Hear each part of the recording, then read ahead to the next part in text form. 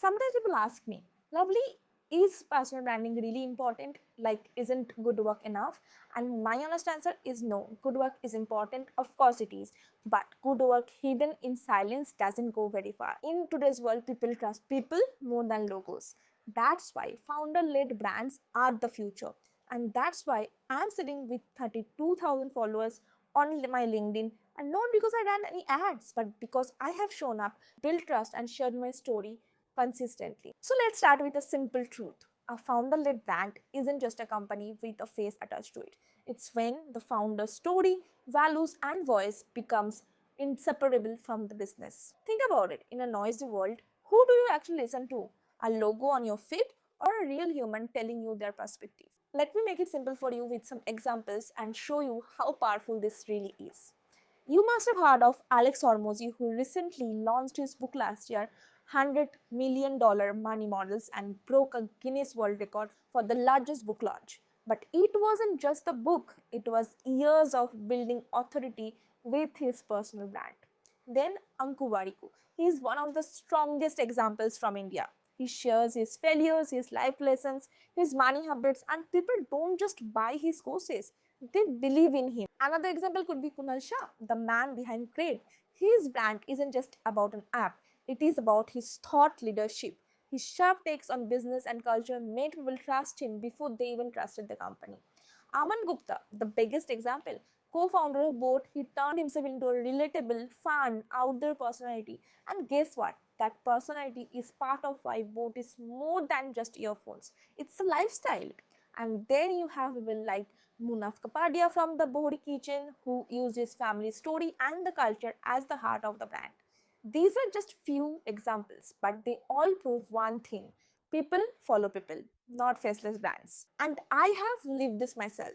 Because of my personal brand on LinkedIn and Instagram, I have had clients who never saw an ad, never met me in person, never got pitched in their inbox, and they still hired me.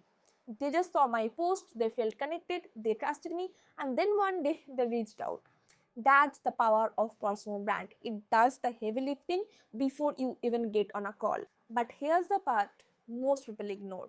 Building a personal brand isn't easy. It just sounds fancy, but it takes time, consistency, and vulnerability. And yes, sometimes people will misunderstand you, judge you, or worse, ignore you. A lot of people keep delaying it. I need more clarity first. I will start off when I have more resources, when I have more clients. I will do it when I feel ready.